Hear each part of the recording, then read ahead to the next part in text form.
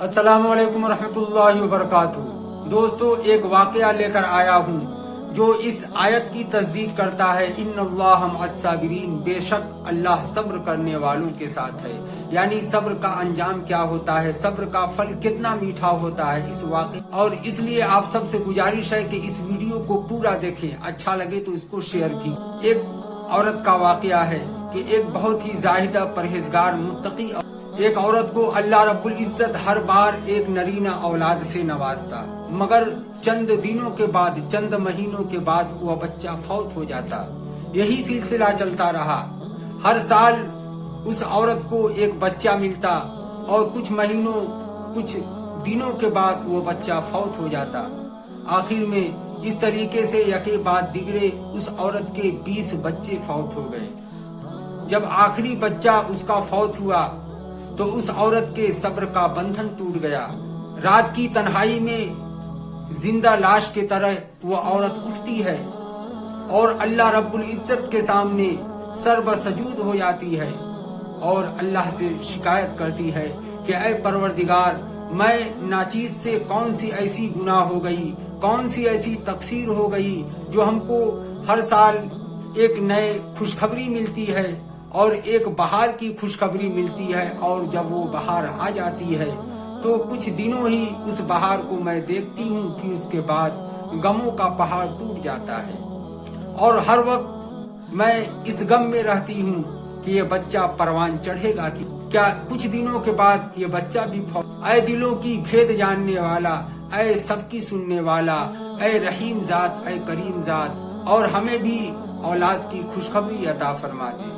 औरत इस तरह से दुआ करके उसी हालत में उस औरत को ऊँघ आ जाता है, नींद आ जाती है। तो औरत देखती है कि एक बहुत ही खुशनुमा बाग है जिसमें वो सैर कर रही है, और कुछ दूर चलते चलते उसको एक महल नजर आता है जो बहुत ही, जो सोने और चांदी के ईंटों का बना हुआ महल है, जिसके दरवाजे पर, जिसके दीवार पर इस औरत का नाम है।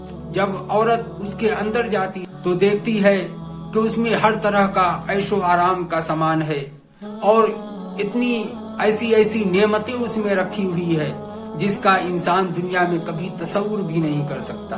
और वो ये देखती है कि हमारे 20 बच्चे इसी में खुशियां मना रहे हैं, टहल रहे हैं, घूम रहे हैं, और इस माँ के आ जाने पर वह बच्चे खुशियों से लहलहा उठे और अपनी माँ के इर्द गिर्द लिपट गए। वो औरत कहती है कि गायब से एक आवाज आई।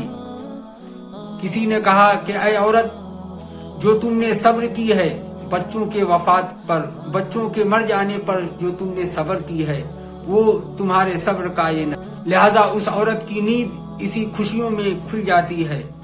तो औरत अल्लाह रब्बुल इज्जत के सामने सहदा में गिर जाती है और कहती है कि ऐ अल्लाह, अगर हमें ऐसी सैकड़ों और तकलीफ दे तो फिर मैं इसको खुशी खुशी बर्दाश्त करने के लिए तैयार हूँ। ऐ अल्लाह, तूने हमारे सब्र का जो अंजाम है, नतीजा है, तूने हमारे सोच और उस अज्र से भी बड़ा। तो दोस्तों, हम सबको इससे सबक मिलता है कि हर हाल में अल्लाह रब्बुल इज्जत का शुक्र अदा करना चाहिए। अल्लाह रब्बुल इज्जत ही हमारी बेहतरी के बारे में जानता है और आखिरत में अल्लाह रब्बुल इज्जत ऐसे इनाम से नवाजेगा कि यकीनन वो इनाम हमारे सोचों से भी ज्यादा होगी। इसलिए हर हाल में अल्लाह रब्बुल इज्जत के फैसले पर सब्र करना चाहिए।